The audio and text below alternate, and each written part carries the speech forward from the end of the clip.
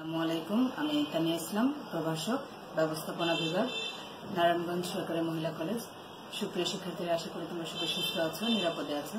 সবাই যার যার বাসাতে অবস্থান করছো। অনলাইন ক্লাসে তোমাদের সবাইকে স্বাগত।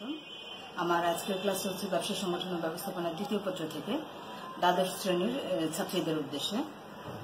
আজকে আমরা জানবো ম্যাট্রিক্স সংগঠন সম্পর্কে। এর আগের ক্লাসগুলোতে সংগঠন কাঠামোর যে 5টি প্রকারভেদ আমি বলেছিলাম, তোমাদেরকে 5টি প্রকারভেদ সম্পর্কে বলেছিলাম। সেখান থেকে আজকে জানবো ম্যাট্রিক্স সংগঠন সম্পর্কে। এটা হচ্ছে সবচাইতে আধুনিক সংগঠন এবং একটু সাধারণত দেখা যায় যে বৃহদায়তন প্রতিষ্ঠানে এই ধরনের সংগঠন কাঠামো প্রতিষ্ঠা করা হয়। ম্যাট্রিক্স সংগঠন হচ্ছে এমন এক ধরনের সংগঠন যেখানে নাকি দ্রব্যভিত্তিক এবং কার্যভিত্তিক উভয় ধরনের সংগঠন কাঠামোটাই বিদ্যমান থাকে। অর্থাৎ এই ধরনের সংগঠন কাঠামোতে দ্রব্য এবং কার্যভিত্তিক বিভাগীয়করণের একটা সমন্বয় থাকে। সাধারণত দেখা যায় যে উৎপাদনকারী প্রতিষ্ঠান, তারপর গবেষণাধর্মী প্রতিষ্ঠান ও উন্নয়নমূলক প্রতিষ্ঠানে এই ধরনের সংগঠন বিদ্যমান থাকে। কেননা এই ধরনের সংগঠন তৈরি করা মানে একটু কঠিন ব্যাপার। এখানে দক্ষতা ও যোগ্যতা অনুযায়ী কর্মী নিয়োগ করতে হয়। তারপরে বিশেষীকরণের একটা ব্যাপার আছে। তো সে কারণে দেখা যায় যে এই ধরনের সংগঠন কাঠামো সাধারণত বৃহদায়তন প্রতিষ্ঠান এবং যাদের উৎপাদনের পরিমাণ অনেক বেশি, বহুজাতিক কোম্পানিগুলো, তারা এই ধরনের সংগঠন কাঠামো তৈরি করে। তো আমরা এক কথা বলতে গেলে এরকম বলতে পারি যে মানে কার্যভিত্তিক এবং দ্রব্যভিত্তিক উভয় ধরনের বিভাগীয়করণের সুবিধা অর্জনের জন্য যে ধরনের সংগঠন কাঠামো তৈরি করা হয় তাকে ম্যাট্রিক্স সংগঠন বলে।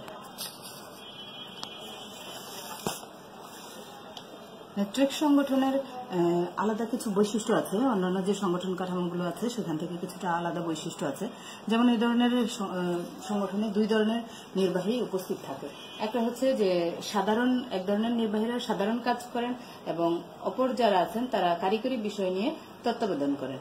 তো এখানে হলো যে সরলরৈখিক এবং কর্তৃত্বের মানে সরলরৈখিক এবং কার্যভিত্তিক কর্তৃত্বের দুইটাই এখানে উপস্থিত থাকে। তারপরে সুনির্দিষ্ট একটা উদ্দেশ্য থাকতে হবে, মানে একটা সুনির্দিষ্ট উদ্দেশ্যের ভিত্তিতে সাধারণত দেখা যায় যে এই ম্যাট্রিক্স সংগঠনটা গড়ে ওঠে। তারপরে এই ধরনের সংগঠন কাঠামো সাধারণত তথ্য নির্ভর হয় এবং এই ধরনের সংগঠন কাঠামোতে দলগত প্রচেষ্টা সেটা বিদ্যমান থাকে। সাধারণত একক প্রচেষ্টায় এই ধরনের সংগঠন কাঠামো হয় না, দলগত একটা প্রচেষ্টা থাকে।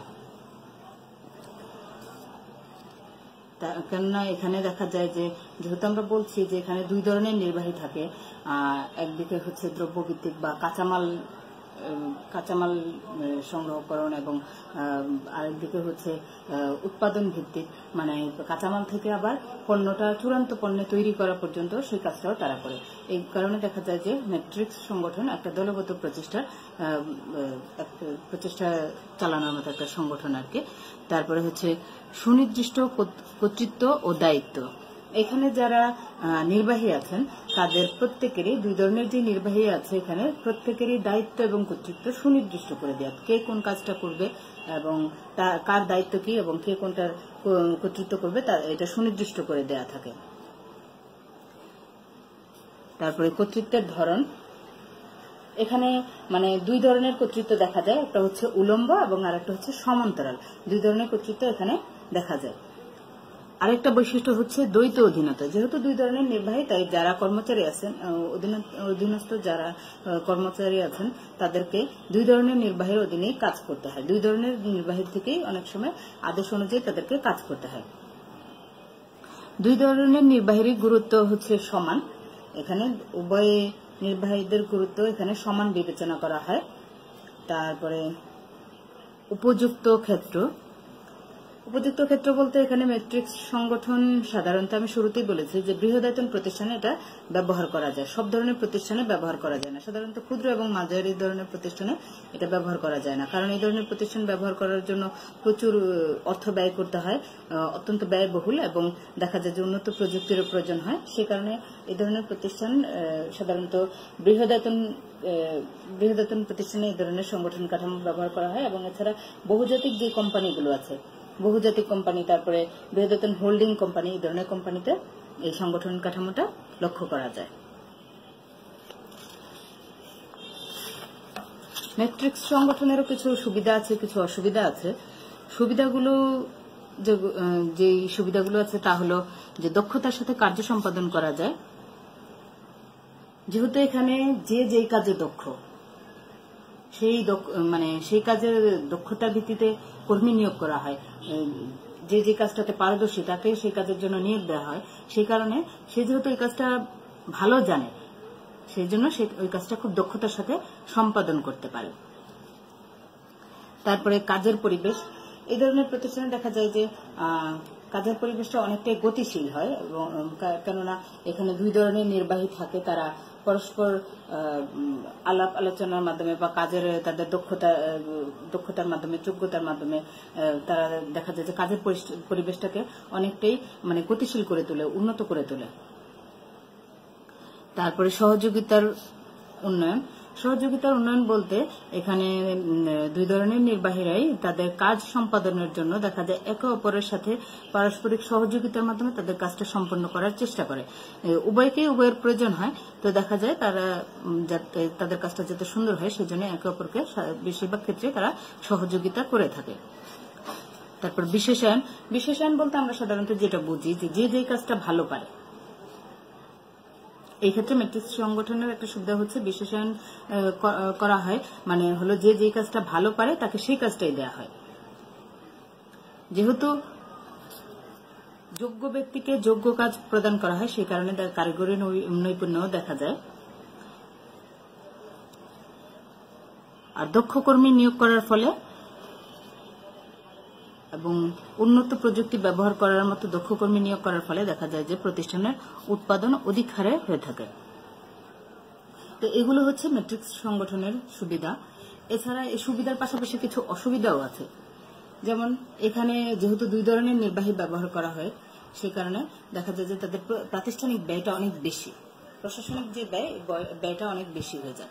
এছাড়া দুই ধরনের নির্বাহী থাকার কারণে, দ্বৈত কর্তৃত্বের কারণে যারা অধস্তন কর্মকর্তা আছেন বা কর্মচারী আছেন তাদের মধ্যে দেখা যায় অনেকটা হতাশার সৃষ্টি হয়ে যায়।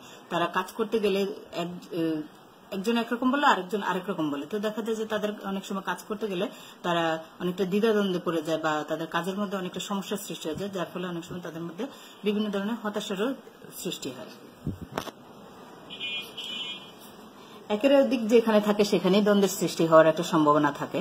তো এখানে দুইজনেই যেহেতু সমান যোগ্যতার এবং সমান কর্তৃত্বের অধিকারী এবং তাদেরকে সমানভাবে সমান সম্মানের মনে করা হয়, সে কারণে দেখা যায় যে তারা তাদের যে সিদ্ধান্তটা থাকে সেটাকে সবসময় আধিপত্য দেওয়ার চেষ্টা করে, যার ফলে দেখা যায় তাদের মধ্যে অনেক সময় মতের অমিল লক্ষ্য করা যায় এবং যার ফলে দেখা যায় যে তাদের মধ্যে বিভিন্ন সময় বিভিন্ন ধরনের দ্বন্দ্ব সৃষ্টি হয়।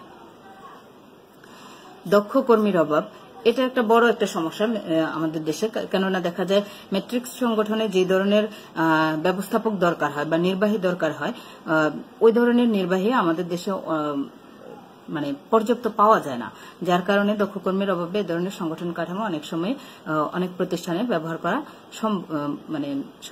সংগঠন কাঠামো তৈরি করা সম্ভব হয় না। পরিবর্তিত পরিস্থিতি যেটা থাকে, যেটাকে আমরা নমনীয়তা বলে জানি, পরিবর্তিত পরিস্থিতিতে এই ধরনের সংগঠন কাঠামোটা পরিবর্তন করাটা অনেকটাই কঠিন।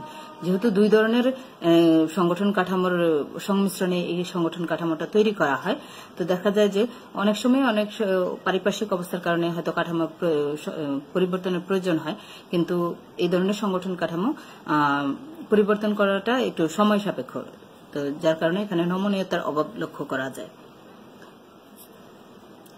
এই ধরনের সংগঠন কাঠামোতে দেখা যায় বেশিরভাগ সময় সিদ্ধান্ত গ্রহণ করার জন্য সকলকে একত্রিত করতে হয়।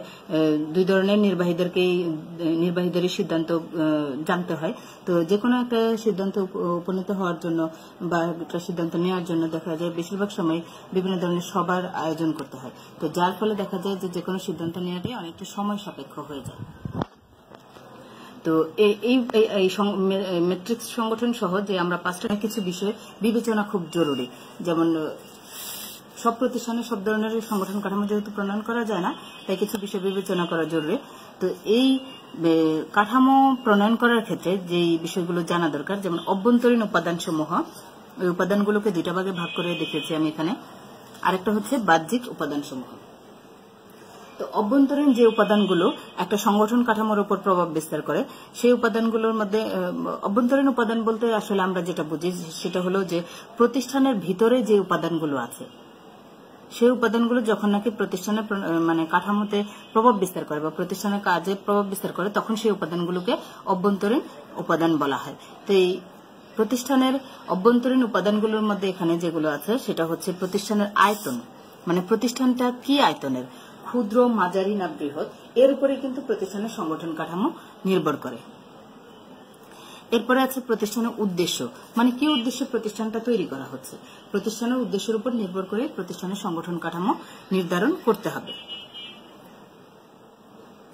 তারপরে ব্যবস্থাপনা ও কর্মীদের দক্ষতা, যে ব্যবস্থাপকগণ এবং কর্মীরা প্রতিষ্ঠানে কাজ করছে তারা কাজে কতটা দক্ষ, তারা কোন কাজে দক্ষ, সেটার উপরেও কিন্তু প্রতিষ্ঠানের কাঠামো অনেকটা নির্ভর করে, কেননা তাদেরকে দিয়ে প্রতিষ্ঠানের কাজগুলো করতে হবে। এবং সংগঠন কাঠামোটা কতটা সহজ এবং তথ্য প্রবাহ, এটাও একটা গুরুত্বপূর্ণ দিক, এগুলো বিবেচনা করতে হয় সংগঠন কাঠামো নির্ধারণের সময়।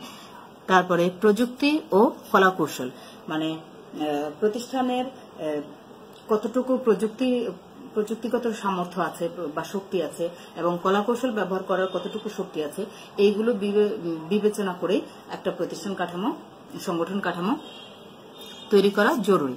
এরপরে যেটা আছে বাহ্যিক উপাদান সমূহ, মানে প্রতিষ্ঠানের ভিতরের উপাদান ছাড়াও বাইরের কিছু কিছু জিনিস আছে যেগুলো প্রতিষ্ঠানের কাজকে অনেকটাই প্রভাবিত করে। এই উপাদানগুলোকে সাধারণত বাহ্যিক উপাদান বলা হয়। তো এর মধ্যে একটা গুরুত্বপূর্ণ একটা উপাদান হচ্ছে প্রতিযোগী প্রতিষ্ঠানের অবস্থা, মানে আমার প্রতিষ্ঠানের প্রতিযোগী যারা আছে তাদের অবস্থানটা কিরকম, তাদের অবস্থাটা কিরকম, সেটাও কিন্তু অনেক সময় একটা সংগঠন কাঠামোর তৈরিতে প্রভাব বিস্তার করে। তারপরে হচ্ছে নমনীয়তা। নমনীয়তা বলতে তো আমরা একটু আগে বলেছি যে পরিবর্তিত পরিস্থিতির সাথে খাপ খাওয়ানো বা পরিবর্তিত পরিস্থিতির সাথে তাল মিলিয়ে যে কোনো সময় প্রতিষ্ঠানের ওই অবস্থাটা পরিবর্তন করা, নিজেদের ওই পরিস্থিতি অনুযায়ী নিজেদেরকে তৈরি করে নেয়, এটাই হচ্ছে নমনীয়তা। তো এই নমনীয়তার কতটুকু আছে, এই নমনীয়তাও সংগঠন কাঠামো প্রণয়নে যথেষ্ট প্রভাব বিস্তার করে।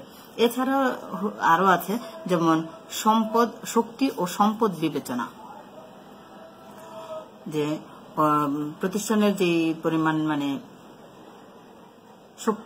শক্তি সম্পদ আছে তার সাথে যারা প্রতিযোগী প্রতিষ্ঠান আছে বা বাহ্যিক যেই ইয়েগুলো আছে প্রতিষ্ঠান আছে বা বিভিন্ন পারিপার্শ্বিক পরিস্থিতি আছে, এইগুলোর মোকাবিলা করার অনেক সময় দেখা যায় যে প্রতিযোগীর সাথে সম্পদের দিক দিয়েও প্রতিযোগিতা করতে হয়। অনেক সময় দেখা যায় যে বিভিন্ন ধরনের বাহ্যিক কিছু ইয়ে আছে, সমস্যার সম্মুখীন হতে হয়, যেমন বিভিন্ন ধরনের ইয়ে আছে, যেমন প্রাতিষ্ঠানিক অন্যান্য যে প্রতিষ্ঠানগুলো আছে সেগুলোর শক্তি আমাদের তুলনায় কতটুকু, বা এই যে প্রতিষ্ঠানটা বাজারে টিকে থাকার মতো শক্তি কতটুকু আছে, সম্পদ কতটুকু আছে, ইত্যাদি বিষয়ে বিবেচনা করতে হয়।